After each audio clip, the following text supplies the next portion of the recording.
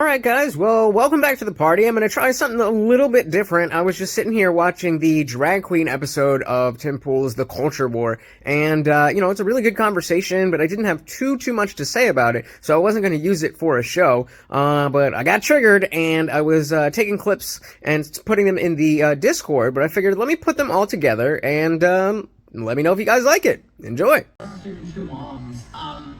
I think a lot of the tolerance that they're trying to thrust on the public starts at the home, and it's like, these kids come from tolerant homes. So what about the kids that don't come from tolerant homes? Well, I don't think those are the kids that are being read to.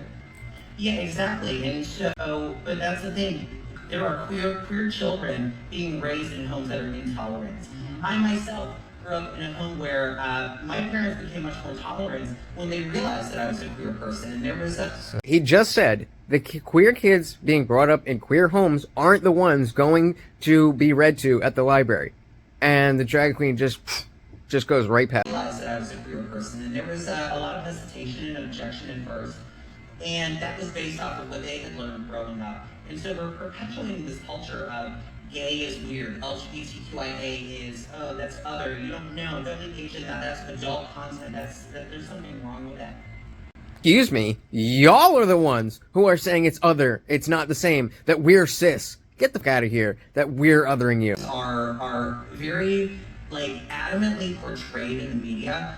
Folks who don't know or don't think that they know queer people or trans people, this is what they think queer culture is about. I can tell you as a queer person that queer culture is not about sex. I don't care if there's a rainbow on there. I want to know who some adult wants to, engage in that.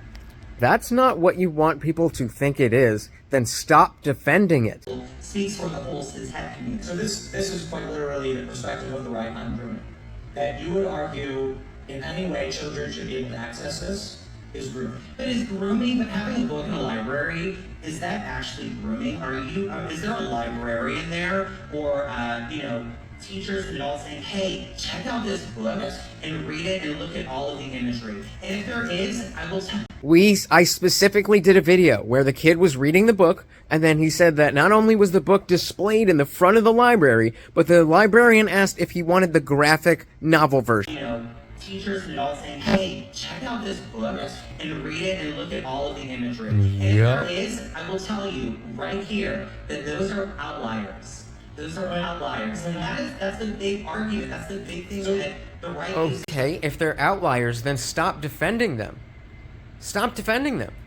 Against queer people is you take these outlier situations and try to apply it to the whole LGBTQIA. But there's very few. You have to be, it's your present what actually your group or whatever is. If those are the ideas that are getting out there, if those are the examples that are getting out there, it's not my fault for thinking that's what your shit is about. Again, this is not representative of what is happening everywhere. It's very easy to pick and choose these specific instances where that happens. And yes, I agree with you. I don't think that this... Okay, so this is not representative. So she would be in favor of taking action on this person. Exclusively elementary school children. Should this teacher be criminally charged for providing instructions on the grinder to minors? I don't know if they should be criminally charged, but I think that person might understand how difficult it is for queer people... Excuses. People in the community, they seem very outdated. Like people don't have any representation, or they don't see depictions of gay or trans or anything. I mean, that's all you see. I don't understand. That's because we had to fight for that. When I graduated high school almost 20 years ago, and I didn't see anything like this. I didn't have anything like this. I would find about sex. Okay, for it, and you got it. So shut the fuck up. How can you perceive someone the way they want to be seen every day? Exactly. It's point. And that's the thing is, that's why people are saying these are my pronouns. And you have folks who are saying, I don't do pronouns. That's all I'm saying. And that's the thing is, no, that's the gap is everybody uses pronouns. They're just saying, these are the pronouns that I use. Just call me she instead of he. Call me they instead of she. And it's really that difficult to respect people and acknowledge people the way that they see themselves. No. It's also not... The actual inherent harm, following up on somebody's delusion, indulging in somebody's delusion. Truth matters. and you're indulging in delusion. Somebody who's trans non-binary, for me, myself, I feel somewhere a little bit in between. If I'm getting... How could you possibly know somewhere that? between like the middle, but moving closer to the feminine. So that's why for me, I feel comfortable using gender-neutral pronouns, they, them.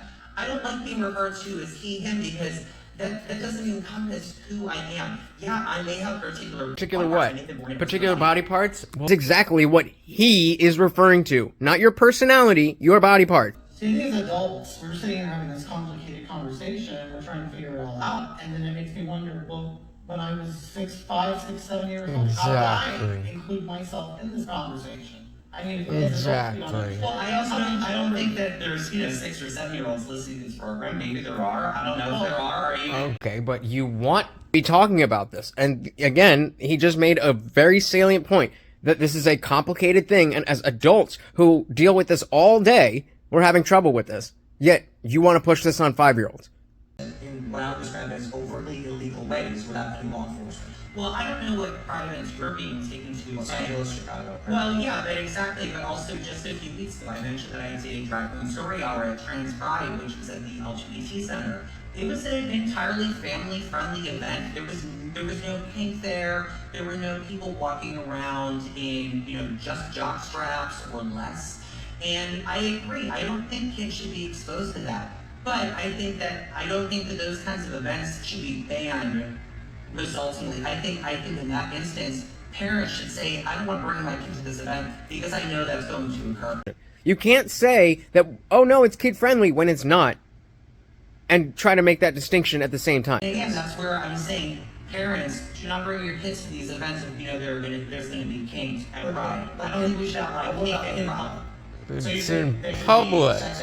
Yeah, well, what I'm saying is this is specifically a pride event. It's not as if there is this kink community, BDSM community moving about town, doing these explicit acts on, Main Street America. These are events that are specific.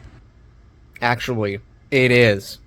And this is just one example. Of course, I can keep bringing up more and more and more. Of course. But also, are there not cis heterosexual nudists that move about life throughout the U.S. and they're in specific areas, right? So the naked bike.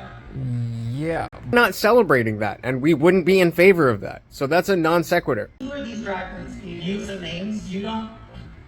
I can name a million drag queens who go on stage who sexualize their fake female body. Okay, but yes, again, this is most often, normally, 95% of the time happening in the context of a nightclub, not a drag queen story hour. 95. Like you said, Exactly. Yes, but also that's what we're talking about. That's what we're talking What I'm about. also saying is that the same thing happens with. That's the whole crux of the conversation. And that's what I'm But saying. I'm talking about my community. But I'm saying we shouldn't ban all drag because there's a chance that No one's banning drag. sexual. What do you mean nobody's banning drag? Where is drag banned? Have you not heard about what's happening in Tennessee? No, why don't you tell me exactly what's happening? So basically, they want to ban drag performances and make it specifically 21 and up, as if it is a strip club. Well, you mean ban it for kids? Yeah. What banning mean? And in this particular picture, this person reveals their breast. And it brings me back to my beginning point. Yeah. Whose fault is it that we're sexualizing breasts? Who the fuck cares if It's also the thrusting into the a drag queen doing Autism. And as the dude's about to say, yeah, thing on stage. She's sexualizing the breast. She made it naughty, right? I mean, they make the breast naughty. I mean, that's what she did. The context of at what point do we put the responsibility on parents not to bring these children to events like this And that's where I'm and then gonna say, focus. hey, we do say parents shouldn't be bringing them to these events. But that doesn't mean we shouldn't say these events shouldn't be open to children in the first place. That's a whataboutism. What about the parents? and this work will desist and go on to likely just be a gay adult.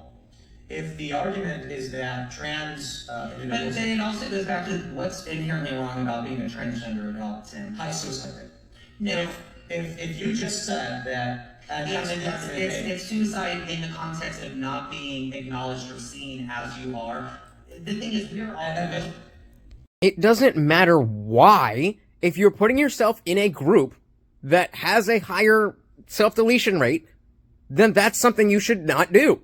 The thing is, most detransition, and I know we weren't talking about that, but detransition is actually very rare. And the thing is, when it comes to puberty blockers, the reason that puberty blockers are... It's very rare now, but that's only because transing yourself has been, exploded recently. We are waiting for that 7 to 10 year mark, which is coming right up. Trust me, detransitioning is going to explode in numbers. I think that particular one small risk is a reason to say we shouldn't allow children to do that. And the thing is, puberty blockers, what they actually do is, again, they are blocking puberty from happening so that children and parents and doctors can have a legitimate, informed, and ongoing conversation. I think there is this myth going around that parents are just saying, well, I want you to be trans and taking you into a gender clinic and we're going to get you on hormones today. And that's not how it works. And that absolutely is how it has worked for many people that we've heard from. We've heard as little as 30 minutes in a doctor's office on the first visit to get hormones. I'm going to say the social contagion doesn't exist. Diagnoses of use of dysphoria surge. 2017 it was 15,000, 2018, 2019 it was 1,000. By 2021 it's now 42,000, nearly doubling from the previous year. And when they show you at least a few of the states, you can see California saw a massive spike from 2016. Yeah, no social contagion there. They've all seen growth, but not nearly as pronounced as California, though New York, Pennsylvania, and Washington have. Yeah, do you want to hear my explanation of that? So my explanation of that is because of the fact that there are states. California is a state that requires LGBTQIA education and history. When you don't give kids the language or the understanding to realize that there are other kinds of people. So for instance, I came out as transgender in my 20s, but a big part of that reason was that sort of language and that sort of understanding was never taught to me when I was younger. I've always been the way that I've been, but it wasn't until a little bit later on that I really had that understanding, that language to sort of describe who I am and what my experience is like. And so the reason that so many folks want to ban LGBTQIA education is because they don't want kids to realize that actually you might be trans or non-binary. And again, it goes back to this question of what is inherently wrong about being trans or non-binary. So she doesn't actually give an explanation and then just goes back to why is it bad to be trans, which we've already answered because it raises the self-deletion rate.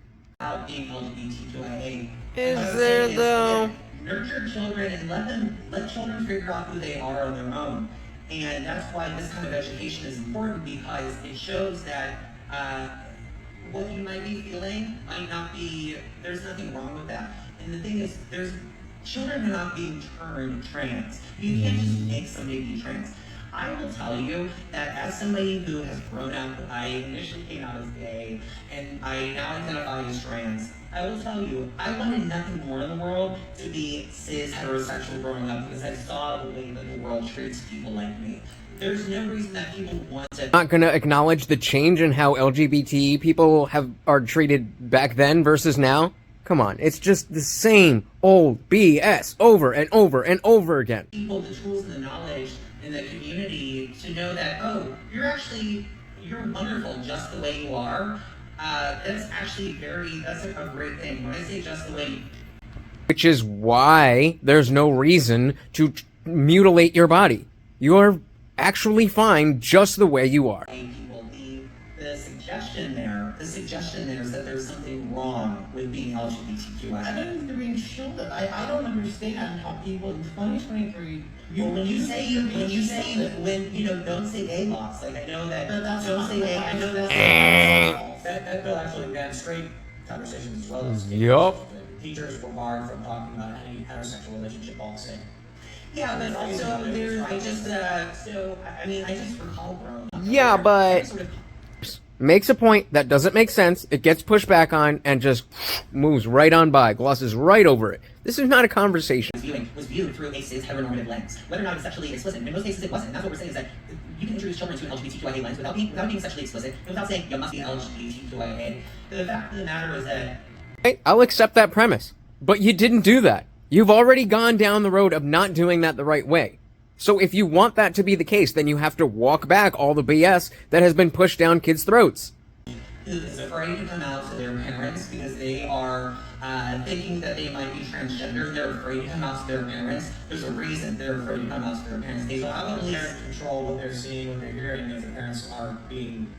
If you're 16, 17 years old and you're afraid to come out to your parents, Tim, there's a reason why LGBTQIA youth are massively overrepresented in the homeless population overall. About 40% of unhoused youth identify as LGBTQIA. And the reason for that is because... know the reason for that. What makes more sense than anything else is that homeless kids are in a position where they would use being LGBT to have a better life, because that is how our society is arranged these days. In the homeless population overall, about 40% of unhoused youth identify as LGBTQIA. And the reason for that is because they are in homes that are abusive, they're in homes where parents kick them out. There is a legitimate fear for LGBTQIA people to come out to their parents because they see their parents. They're not dumb. They're almost about to be adults. They see the world around them, and they see the way that their parents interact with the world. And if they see their parents using words... That is a correlation. I agree. But you have no idea whether it's causing the other way around, that they're in abusive homes, and that's why they are trying to join this community. Correlation is not causing. It is related because, again, LGBTQIA people are overrepresented. You're simply saying that the circumstances afforded to these kids a free place to live don't meet what they feel. I wouldn't call kids experiencing homelessness, given temporary shelter, a free place to live. They don't get the kind of support that actually... Call it a free place to live, because that's actually what it is, and it doesn't go to your argument. It doesn't help your argument to identify it as what it actually is. So you wouldn't call it a free place to stay, despite the fact that it is a place to stay, and it is free. There is a shelter that lets LGBTQ be themselves, but hey look, you can't do certain things if you're going to live here, and say, live on the streets. The issue is not they're homeless because they're LGBT, it's because the shelter's sunk, and these kids would rather be on the streets. Okay, so Exactly. So what is your argument in who's at fault? Who's to blame here? Are you blaming LGBTQIA youth, or are you blaming the system? There's no one to blame, but if you're going to make the argument that the reason they're homeless is because their parents are abusive, when the reality is they don't... If they have parents who are not supportive of their identities and are abusing them resultingly, I think you might not be aware that there are a lot of parents who literally abuse verbally and physically their children because they're LGBTQIA. That's not said. They have to be homeless. They have a free place to stay, but it's not that they're homeless because they don't have a place to stay because they're LGBTQ. They can be LGBTQ and go to the homeless shelter, but they don't want to because of the rules, not because of their gender identity. Experience was, you told the kid they couldn't have drugs, they would not come. So what they would do instead was they said, hey, we'll give you a tent, we'll give you blankets. And they said, thanks, and they disappeared the next day. It had nothing to do with being LGBT, it had everything to do with, we don't want to live in this building under these circumstances. And if that's the case, you can't just say that, oh, these kids are forced homeless because of this issue, because they're not. I can certainly say the kids who are not LGBT, who are drug users, a big component here, they're not going to go to a shelter that's promoting drugs. But the only factor in, say, a 15-year-old kid who's gay, his parents are mean, they're abusive, so he runs away. Well, why wouldn't that kid simply be like, yes, thank you, finally a place to live where people aren't going to be abusive? I also think that teenagers in that particular experience have the knowledge to know about all the resources available. And diverts and doesn't answer the question because she can't. And I have the question for you that I wonder if you've been expecting. Dun, dun, Ready? dun. I'm not expecting it. Let's see. What is a woman? I don't know if I'm qualified to answer that because I don't think that there's a singular answer. And I think it goes back into this idea of what I was talking about earlier is so many people view the world through this binary lens of you're either this or that. You're a man or a woman. But the idea of a man and the idea of a woman is actually so expansive, and there's so much opportunity and nuance in between. And I think it's up to the individual to decide. And I think that's part of the personal freedom and liberty that I agree with in American ideals is that let us be free to be self-determining. And if I tell you that I am somebody, I'm not going to tell you just to screw you over or to fool you or to try to get something off of you. If I'm telling you this is who I am, just acknowledge me for that. And if there ends up being, a consequence resultingly, then deal with it. But the fact that we have to have this definition of what a woman is, I think it's counterproductive, and I think it's in and of itself meant to be transphobic. Well, let me ask you to follow up. What is a female? Well, also, I think a big thing that we haven't talked about actually at all in this conversation is the idea of intersex people. And so again, I was talking about this idea of the binary. People view the world, again, black and white, this or that. Can't answer the simplest of questions. What is a Woman? The documentary is a year old. A year old. Figure it out. Intersex. I'm going to find what female is. Female would, in my opinion, be the one end of this binary that society has created. Society has I created. disagree with it.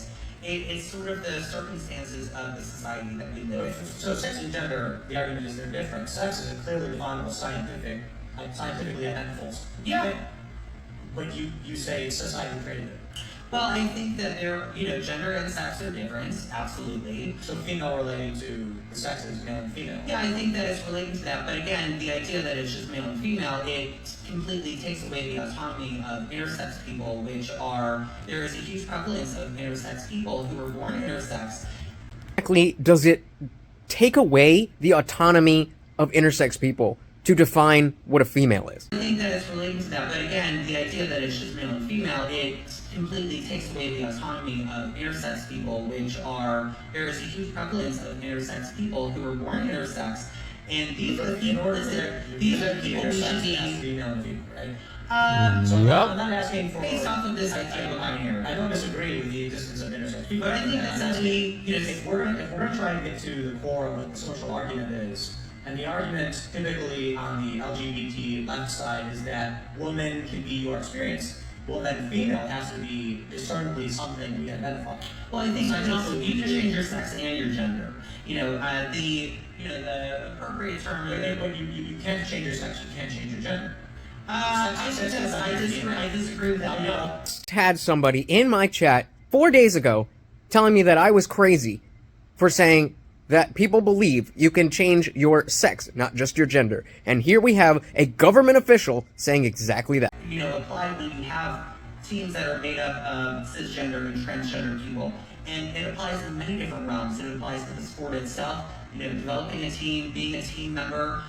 It's not always just about winning. And I think that's part of what is so awful in our American culture is there's this emphasis on I must win, I have to be the best, I have to win. But I think we lose sight of what is so wonderful about sports, and a lot of sports are, it's team building, and it's work over The stats of basketball teams because they have good teams. They don't have like how many high fives in the market. But that's the point. But then you have to ask, well, what's the point of doing a sport? Are you doing a sport just to win and show you're better than somebody?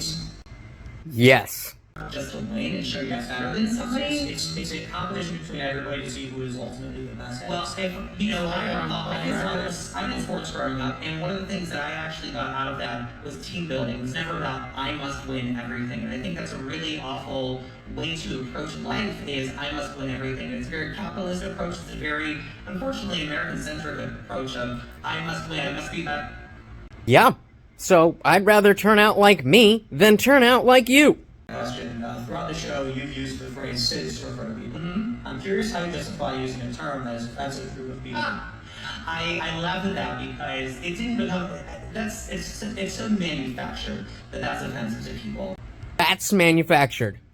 But changing your gender and using neo-pronouns is inherent to humanity? I think were your words. Throughout the show, you've used the phrase cis to refer to people. I'm curious how you justify using a term that's offensive to a group of people.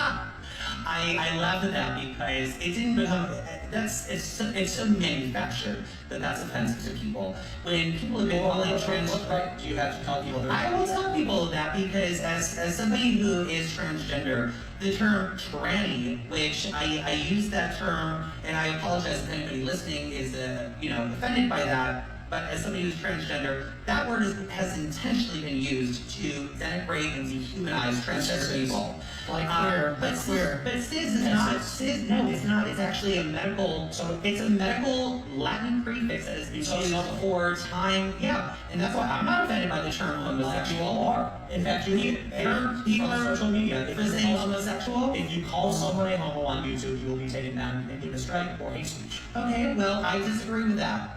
But I don't think that cis is not a slur. I will say that unapologetically. A group of people you that are offended by a word. You mean the group of people that is totally in dominance, totally normative.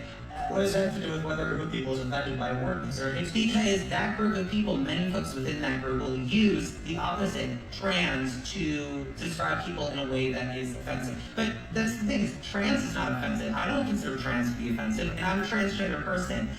Another whataboutism. What about these? What about that? Did not address the fact that people do in fact see cis as a slur. If I'm asked by a trans person to use their pronouns since they refer to me this way, I say sure. And if someone says don't call me cis, it's offensive, I say okay. But I don't understand how it's inverted. That the trans for me, you have to look at the group that is the dominant group. You have to look at the group that is subjugated. You have to look at the group that is being harmed by societal norms. And that's where my approach to it truly. That's where the mental gymnastics come in. The question isn't about who has more power, whatever. It's an individual to another individual. You want other individuals to call you what you want to be called, but you won't give the same courtesy to other people. There are no values. It's just, what do I want? Alright, sorry guys, apparently I didn't know that it doesn't catch the sound while you're flipping the camera around, so cut off a little bit there, but you're smart enough, you'll figure it out. But let me know, I can definitely make this, the audio cleaner and do more like these, and without having to get out of bed and bring more to you. Let me know, what did you think in the comments below. Until next time, I have been your host, Lutch, aka the Indian Jesus, here to resurrect the second coming of common sense. Until next time, I am out of here. Peace.